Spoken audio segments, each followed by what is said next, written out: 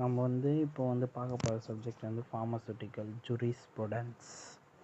இந்த சப்ஜெக்ட் வந்து எதை பற்றி சொல்லியிருப்பாங்கன்னா, அதாவது ஒரு ட்ரக்கை வந்து எப்படியெல்லாம் வந்து ஒரு கண்ட்ரியில் வந்து மேனுஃபேக்சரிங் பண்ணுறோம், எப்படிலாம் எக்ஸ்போர்ட் பண்ணோம், எங்கே கல்டிவேட் பண்ணோம், அது மாதிரி மொத்தமே இந்த சப்ஜெக்டில் வந்து சொல்லியிருப்பாங்க.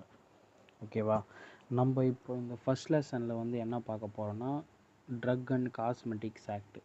அதாவது ஒரு ட்ரக்கை வந்து எப்படி இம்போர்ட் பண்ணி அதை மேனுஃபேக்சரிங் பண்ணி திரும்ப அதை வந்து சேல் பண்ணி மார்க்கெட்டில் வந்து திரும்ப சேல் பண்ணுறது அப்படின்றத ஒரு டேர்ம்ஸ் அண்ட் கண்டிஷன் ரூல்ஸ் போட்டு இந்த இப்படி தான் பண்ணணும் அப்படின்னு கொண்டு வந்ததுக்கு ஒரு ஆர்டராக எடுத்துகிட்டு வர்றதுக்காக ஆரம்பித்தது தான் ட்ரக் அண்ட் காஸ்மெட்டிக்ஸ் ஆக்ட். ஓகேவா? இப்போ வந்து இது எப்போ ஆரம்பித்தாங்கன்னா 1940. ஓகேவா? இந்த ஆக்ட் வந்து போட்டது 1940. அப்புறம் இந்த ஆக்டை வந்து மெயின்டைன் பண்ணுறதுக்காக, இப்போ ஒரு ஆக்ட்னு போட்டால் அந்த ஆக்டை வந்து மெயின்டைன் பண்ணணும் இல்லையா? வெறும் ஆக்டை மட்டும் போட்டால் யாரும் மதிக்க மாட்டாங்க. அது மதிக்கிறதுக்காக போடுறது தான் ரூல்ஸு. அந்த ரூல்ஸ் எப்போ கொண்டு வந்தாங்கன்னா, அதை ஆரம்பித்து 5 வருஷம் கழித்து 1945 வந்து ரூல்ஸ் எடுத்துகிட்டு வந்திருக்காங்க. ஓகேவா? இப்போது இருங்க ஒரு நிமிஷம். அடுத்தது வந்து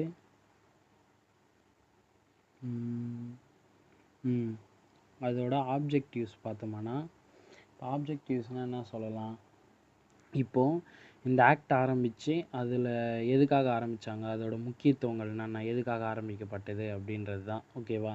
இப்போ ஏங்க ஆரம்பித்தாங்கன்னா, இப்போது வந்து ஒரு ட்ரக்கை வந்து தயாரிக்கிறோம்னா அது இம்போர்ட், மேனுஃபேக்சரிங்கு, டிஸ்ட்ரிபியூஷன், சேலிங்லாம் இருக்கு இல்லையா? அது வந்து லைசன்ஸ் வச்சுட்டுருக்கவங்க மட்டும்தான் பண்ணணும். ஓகேவா? அது பண்ணுறாங்களா இல்லையா அது வந்து கண்ட்ரோலாக வைக்கிறதுக்காக ஆரம்பிக்கப்பட்டது தான். அதுதான் வந்து ஃபஸ்ட் பாயிண்டில் வந்து சொல்லியிருப்பாங்க. நெக்ஸ்ட்டு வந்து டு வெரிஃபை தி ஸ்டாண்டர்ட். இப்போ நம்ம தயாரிக்கிற ட்ரக்கு வந்து தரமானதாக இருக்குதா, அதை குவான்டிட்டியாக நல்ல இதுவான எஃபிஷியண்ட்டான பொருளை வச்சு தான் தயாரிக்கிறாங்களா, குவாலிட்டியாக இதுவை அப்படின்னு செக் பண்ணுறதுக்காக, வெரிஃபை பண்ணுறதுக்காகவும் இந்த ரூல்ஸ் வந்து ஆரம்பிக்கப்பட்டது. அந்த ஆக்ட் வந்து இப்போ இந்த ஆக்டெல்லாம் மெயின்டைன் பண்ணுறதுக்காக நிறைய ஒருத்தருக்கும் ஒரு போஸ்டிங்கும் போட்டிருப்பாங்க. அது வந்து ஒரு போர்டு மாதிரி. இப்போ வந்து எப்படி ஒரு ஸ்டேட்டை மெயின்டைன் பண்ணுறதுக்காக ஒரு சிஎம் போட்டு சிஎம்லேருந்து அப்படியே கொஞ்சம் கொஞ்சமாக டிவைட் பண்ணி எம்எல்ஏ ஒரு இதுக்கும் கலெக்டர் அந்த மாதிரி போட்டு தனித்தனியாக வச்சுருக்காங்க ஒரு ஸ்டேட்னா. அது மாதிரி தான் இதுக்கும் ஒரு கண்ட்ரியில் வந்து ட்ரக்கை மெயின்டைன் பண்ணோன்னா இப்படி ரூல்ஸ் எல்லாம் போட்டு அதுக்குன்னு தனித்தனியாக வந்து ஒரு எப்படி சொல்கிறது, டைரக்டரை போட்டு வச்சுருப்பாங்க, இன்ஸ்பெக்டர், அது மாதிரி ஒன்றுத்துக்கும். ஓகேவா? அதுக்காக ஆரம்பிக்கப்பட்டது தான் இங்கே இருக்குது பாருங்கள், டு எஸ்டாப்ளிஷ் டிடிஏபி அண்டு டிசிசி. ஓகேவா? இவங்க தான் இது ஒரு போர்டு. இந்த போர்டில் வந்து நிறைய மெம்பர்ஸ் இருப்பாங்க. இப்போ வந்து ஃபார்மசி கவுன்சில் ஆஃப் இந்தியாவோட பிரசிடென்ட்டு அவங்கெல்லாம் வந்து இது ஒன்று போர்டுங்கள தான் இருப்பாங்க. ஓகேவா? டிசிசினா மறந்துட்டேன் ஒரு நிமிஷம், ட்ரக் கன்சல்ட்டிங் தான் எதுவும் வரும். ஆமாம், ட்ரக் கன்சல்டேட்டிவ் கமிட்டி. ஓகேவா? டிடிஏபினா ட்ரக் டெக்னிக்கல் அட்வைசர் போர்டுன்னு சொல்லுவாங்க. ஓகேவா? இப்போ இது வந்து எப்போ படிப்போம்னா நம்ம செகண்ட் லெசனில் படிப்போம் டீட்டெயிலாக. இப்போதைக்கு இங்கே ஒரு போர்டு இருக்குதுன்னு நீங்கள் தெரிஞ்சுக்கங்க. இது வந்து ஆப்ஜெக்டிவில் வருமா? ஓகேவா?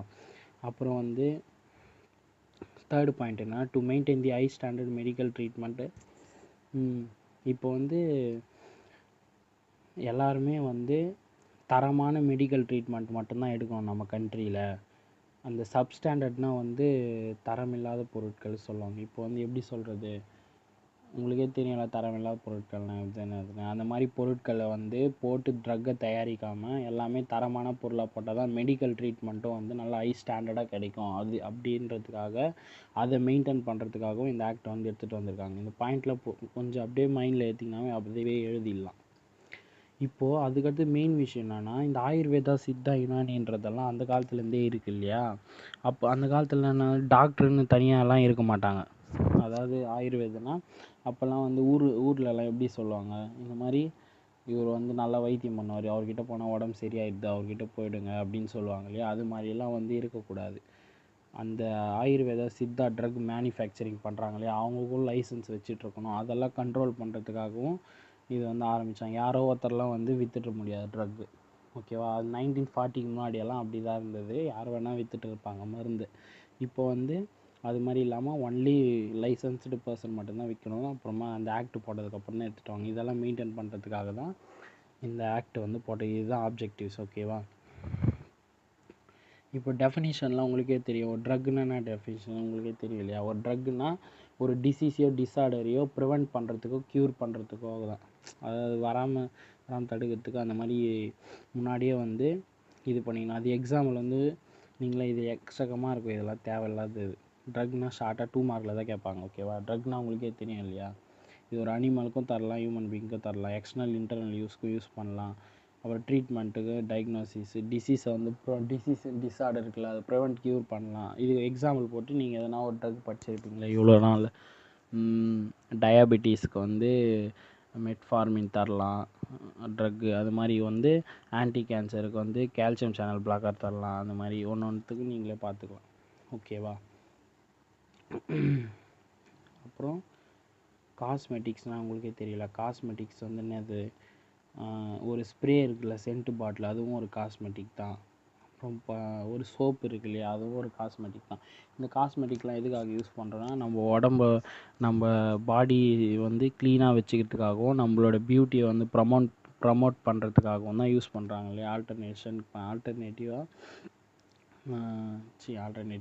அட்ராக்டிவாக இருக்கிறதுக்காக யூஸ் பண்ணுறாங்க இல்லையா?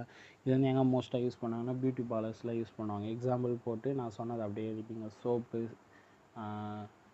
பர்ஃப்யூம் பாட்டில்ஸ், இது மாதிரி போட்டு எக்ஸாமு கூட எழுதலாம். ஓகேவா? மேனுஃபேக்சரிங்னா உங்களுக்கே தெரியும். இதெல்லாம் சொன்ன டைம் வேஸ்ட் பண்ண வேணாம். பேட்டன்ட்னால் உங்களுக்கே தெரியும். இப்போ வந்து எப்படின்னா, பேட்டன்ட்னா உரிமைன்னு அர்த்தம். இப்போ வந்து நீங்கள் ஒரு ட்ரக்கை வந்து கண்டுபிடிச்சிருக்கீங்க. அதாவது இப்போ வந்து எப்படி சொல்கிறது, இப்போ நான் வந்து அமாம் கம்பெனி வச்சுட்டுருக்கேன். ஓகேவா? அமாம் கம்பெனி, சோப் கம்பெனி வந்து வச்சுட்டுருக்கேன். இப்போது நீங்கள் வந்து என்ன பண்ணுறீங்கன்னா, டெட்டால் கம்பெனி ஆரம்பிக்கிறீங்க. அந்த டெட்டால் எப்படி தயாரிக்கணும்னு ஒரு ஃபார்முலா வச்சுன்னு இருக்கீங்க. இதுவரை யாருமே டெட்டாலே தயாரிச்சதில்லை வச்சுக்க. நீங்கள் தான் ஃபஸ்ட்டு தயாரிக்கிறீங்க. டெட்டால்னு ஒரு பேரை வச்சு தயாரிக்க போகிறீங்க. இப்போ அந்த டெட்டாலுக்கு வந்து நீங்கள் தான் ஒரு பேட்டன்ட் வாங்கணும். பேட்டன்ட்னா உரிமையாளர் நீங்கள் தான். அது போயிட்டு நீங்கள் சர்டிஃபிகேட் வந்து ரிஜிஸ்டர் பண்ணணும். அதாவது இந்த மாதிரி ட்ரேட்மார்க்கில் போயிட்டு இந்த மாதிரி டெட்டால்ன்ற ஒரு மெடிக்கல் காஸ்மெட்டிக்கை வந்து நான் தான் தயாரிக்க போகிறேன், அப்படி அமாம் மாதிரியே. அமாம் ஒரு சோப்லையே அதே மாதிரி இதுவும் சோப் அப்படின்னு சொல்லிட்டு நீங்கள் பேட்டன்ட் வாங்கிக்கிட்டீங்களா, அதுதான் வந்து பேட்டன்ட்டுன்னு சொல்லுவாங்க. அதாவது அந்த ஃபார்முலாவுக்கு வந்து நீங்கள் தான் ஓனர் மாதிரி. இப்போ அதே ஃபார்முலா வச்சு வேறு யாருனா தயாரித்தா நீங்கள் கேஸ் போடலாம். என் ஃபார்முலாவை அவன் யூஸ் பண்ணுறான் அப்படின்னு சொல்லிட்டு நீங்கள் கேஸ் போடலாம். அது மாதிரி வந்து இதை ட்ரக்கு எல்லாத்துக்குமே வந்து பொருந்தும். ஓகேவா? இப்போ வந்து பேராசிட்டமால் வந்து ஒருத்தர் தயாரிச்சிருக்கோன்னா அதே ஃபார்முலா யூஸ் பண்ணி நீங்கள் தயாரிக்க முடியாது. அதில் மாடிஃபை பண்ணியோ இல்லை நீங்கள் எதனா ஒரு கூட எக்ஸ்ட்ரா ஒரு காம்பவுண்டு காம்பினேஷன் பண்ணியோ, ஓகேவா, அது மாதிரி நீங்கள் உருவாக்கணும். இல்லைனா அது வந்து கேஸ் வரும். அதுதான் பேட்டன்ட், உரிமையாளர்னு சொல்லுவாங்க. ஓகேவா? அடுத்தது வந்து மிஸ்பிராண்டட் ட்ரக்ஸ் அப்படின்னா ஈஸி தான். மிஸ்பிராண்டட் ட்ரக்ஸ்னால் ஒன்றும் இல்லை. அதாவது வந்து ஒரு பிராண்டட் ட்ரக்ஸ் இருக்கு இல்லையா, அது வந்து எப்படி சொல்கிறது, கலரு, கோட்டிங்கு, பவுடரு அதெல்லாம் வந்து டேமேஜாக இருக்கிறதெல்லாம் வந்து சரி பண்ணி திரும்ப நல்லா பியூராக அப்படியே இருக்கிற மாதிரி புதுசாக காட்டுற மாதிரி வர வச்சுட்டு அதோட தெராபியூட்டிக்கல் வேல்யூ வந்து இவ்வளோ தான் இருக்கணும்னு இருக்கும் நம்ம உடம்புக்கு போகிறதுக்கு. அதை வந்து அதிகமாக்கிட்டால் வந்து அதோட கலர் அதெல்லாம் வந்து சூப்பராக தெரியும், அட்ராக்டிவாக இருக்கும். அது மாதிரி இருந்தால் வந்து அதை வந்து மிஸ்பிராண்டட் ட்ரக்ஸ்ன்னு சொல்லலாம். அப்புறம் வந்து அந்த மாதிரி ட்ரக்ஸ் எல்லாம் எப்படி கண்டுபிடிக்குதுன்னு பார்த்தோம்னா, ஒரு நார்மல் ட்ரக்னால் வந்து அது கரெக்டான லேபிள்லாம் கொடுத்துருப்பாங்க. இப்படி தான் இருக்கணும் லேபிள் அப்படின்னு. அது வந்து சரியான ப்ரிஸ்கிரைப்டு மேனரில் வந்து இல்லைன்னா அதை வந்து நம்ம ஈஸியாக வந்து இப்படி கண்டுபிடிச்சிடலாம். ஓகேவா? அதுக்கும் வந்து இது யூஸ் ஆகுது. அடுத்தது வந்து இஃப் இட்ஸ் நாட் லேபிள்டு, அதுதான் சொல்லியாச்சுல. தேர்டு பாயிண்ட் என்னென்னா, இதுதான் முக்கியமான பாயிண்ட்டு. தேர்டு பாயிண்ட்டு, இப்போது இந்த மாதிரி மிஸ்பிராண்டட் ட்ரக்ஸ் எல்லாம் பார்த்தோம்னா அங்கே ஒரு அட்வர்டைஸ்மெண்ட் மாதிரி கொடுத்துருப்பாங்க. இந்த மாதிரி ட்ரக் இது வந்து உங்களுக்கு வந்து நல்ல எஃபெக்டிவ் தரும், இது போட்டிங்கன்னா நீங்கள் ஒரு 10 நாளில் வந்து வெள்ளையாயிடுவீங்க. அது மாதிரி வந்து மிஸ்லீடிங்கான ஒரு கிளைம்ஸ் எல்லாம் வந்து அதில் எழுதியிருப்பாங்க. அது மாதிரி எழுதியிருந்தால் வந்து அதுவும் அந்த லேபிளில் வந்து மென்ஷன் பண்ணியிருப்பாங்க. அதாவது முக்கியமான டீட்டெயிலெலாம் இல்லாமல் இந்த மாதிரி மிஸ்லீடிங் தேவையான இது மட்டும் மென்ஷன் பண்ணியிருப்பாங்க. அதுதான் வந்து மிஸ்பிராண்டட் ட்ரக்ஸ்னு சொல்லலாம். ஓகேவா? மிஸ்பிராண்டட் காஸ்மெட்டிக்ஸ்னால் இப்போ இவ்வளோ நேரம் பார்த்தது மிஸ்பிராண்டட் ட்ரக்ஸு. இதெல்லாம் வந்து ஒரு மருந்துக்காக மருந்து வச்சு பண்ணால் இது இப்போ நான் சொன்னேன் இல்லையா வெள்ளையாயிடும் அப்படின்னு சொல்லிட்டு, அது வந்து காஸ்மெட்டிக்ஸ்க்கு வர வேண்டியது. ட்ரக்குக்கு எப்படின்னா, இது நீங்கள் சாப்பிட்டிங்கன்னா உங்களுக்கு ஒரே ஒரே 5 ஹவர்ஸில் வந்து உங்களுக்கு ஃபீவர் சரியாயிடும். அப்புறம் உங்களுக்கு இது வந்து இந்த மாத்திரை போட்டிங்கன்னா உங்களுக்கு வந்து போன் வந்து சரி உடஞ்சிட்டு இருந்தால் கூட க்யூர் ஆகிடும், புதுசாக போன் வளர்ந்துருவாங்க. அது மாதிரிலாம் உங்களுக்கு ஃபால்ஸ் கிளைம் வந்து ஸ்ப்ரெட் மென்ஷன் பண்ணியிருந்தாங்கன்னா அதெல்லாம் மிஸ்பிராண்டட் ட்ரக்ஸ். ஓகேவா? அதே இது தான் காஸ்மெட்டிக்ஸுக்கும் வரும். இது போட்டிங்கன்னா அதுதான் ஃபேர் அண்ட் லவ்லி மாதிரி போட்டிருக்காங்களா, இதில் போட்டிங்கன்னா நீங்கள் இத்தனை டேஸ்க்குள்ளே வெள்ளையாகிடுவீங்க, இத்தனை ஹவர்ஸில் 2 டேஸ் 3 டேஸ்லேயே உங்களுக்கு மாற்றம் ஆகிடும், அது மாதிரிலாம் சொல்கிறாங்க இல்லையா, அதெல்லாம் வந்து மிஸ்பிராண்டட் காஸ்மெட்டிக்ஸ் தான். ஓகேவா? அதை தான் வந்து நான் மென்ஷன் பண்ணிக்கோ. அதுக்கும் வந்து எப்படின்னா லேபிள் வந்து கரெக்டாக இருக்காது. ஓகேவா? அந்த லேபிள் வந்து சரியான ப்ரிஸ்கிரைப்டு மேனரில் இருக்காது. ஓகேவா? அடல்ட்ரேட்டட் ட்ரக்னால் உங்களுக்கே தெரியும் இல்லையா? அடல்ட்ரேட்னால் மொத்தம் ஃபுல்லாக சப்ஸ்டாண்டர்ட் பொருளை வச்சு பியூரிட்டி இல்லாத பொருள், அப்புறம் சரியாக ஃபில்ட்ரு பண்ணாத பொருளெல்லாம் வந்து அடல்ட்ரேட்டட் ட்ரக் தான் சொல்லுவாங்க. இப்போ வந்து ஒரு இதுவே எடுத்துக்கலாமே, ஒரு பப்பாயா சீடு இருக்குன்னு வச்சுங்களேன், அதை வந்து வெயிலில் காய வச்சோம்னா அப்படியே கெட்டியாக வந்து டைட்டாக ஆகிடும். பப்பாயா சீடு காய வச்சோம்னா அது எப்படி இருக்கும் பார்க்குறதுக்கு பார்த்தோம்னா, மிளகு இல்லை சாப்பாட்டில் போடுற மிளகு அதே மாதிரி இருக்கும். இப்போ அந்த மிளகு கூட வந்து அந்த பப்பாயா சீடை வந்து மிக்ஸ் பண்ணிட்டா எது பப்பாயா சீடு எது வந்து பெப்பர்னே தெரியாது நமக்கு. ஓகேவா? அதுதான் வந்து இப்போ அடல்ட்ரேட்டட் ட்ரக். அதே மாதிரி தான் மருந்துலேயும். ஓகேவா? அதே மாதிரி வந்து சப்ஸ்டாண்டர்ட் பொருளெல்லாம் சேர்த்து மிக்ஸ் பண்ணி வச்சுறது தான். இது ஒரு முக்கியமான வார்த்தையில் எப்படி சொல்லலாம்னா டிட்டோரியஸ் சப்ஸ்டன்ஸ்னு சொல்லலாம். ஓகேவா? It is a drug mixed with a deleterious substance to injury to the health, அது மாதிரி. ஓகேவா? இந்த பாயிண்ட் எல்லாமே அதுதான். கண்டெய்னிங் கலர் தென் விச், அதாவது நம்ம நார்மலாக சாப்பிட்ற ட்ரக்கோடய இந்த கலர் வந்து கொஞ்சம் இதுவாக இருக்கும், டார்க்காக இருக்கும். அப்புறம் இதில் ஹார்ம்ஃபுல் சப்ஸ்டன்ஸ் எல்லாம் ஆட் பண்ணியிருப்பாங்க. அதுவும் வந்து அடல்ட்ரேட்டட் ட்ரக்குன்னு தான் சொல்லுவாங்க. சுப்பீரியர் சப்ஸ்டன்ஸ்னால் எப்படி சொல்கிறது, இது ஈஸி தான். சுப்பீரியர் சப்ஸ்டன்ஸ்னால் ஒன்றும் இல்லை. இப்போ வந்து ஒரு பிராண்டட் ஒரு ட்ரக் இருக்குன்னா அந்த ட்ரக்கோட பேரை வந்து ஒரு லெட்டரை மட்டும் தூக்கிட்டு மாடிஃபை பண்ணி அதே லைட்டாக மாடிஃபை பண்ணிட்டு வேறு ஒரு ட்ரக்கை வந்து அந்த பேரில் வச்சு நம்ம சேல் பண்ணுறது தான் வந்து சுப்பீரியர் சப்ஸ்டன்ஸ்னு சொல்லுவாங்க.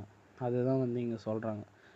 It is imported manufacturing relation to the sales. எல்லாமே பண்ணலாம், மேனுஃபேக்சரிங் சேல்ஸ் எல்லாமே பண்ணலாம். ஆனால் இந்த நேம் வந்து எப்படி இருக்குன்னா அனதர் ட்ரக் காஸ்மெட்டிக், வேறு ஒருத்தர் ட்ரக் வச்சு இது பேட்டன்ட் வாங்கி பண்ணிட்டு இருப்பார்ல, அதில் ஒரே ஒரு பேரை மட்டும் மாடிஃபை பண்ணிவிட்டு இவங்க அதை வேறு ட்ரக் வச்சு விற்பாங்க.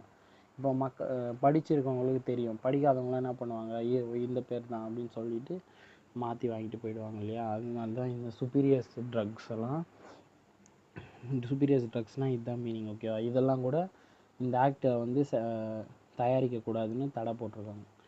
இவ்வளோதான் ஃப்ரெண்ட்ஸ். இப்போ வந்து நம்ம வந்து டெஃபனிஷன்ஸ் மட்டும் பார்த்துருக்குறோம். இதுக்கே ரொம்ப டைம் ஆகிடுச்சு. அடுத்த வீடியோவில் வந்து அந்த imported drugs, manufacturing of drugs, இந்த ஷெடியூல்லாம் என்னென்ன அப்படிலாம் வந்து அதில் பார்க்கலாம். ஓகேவா?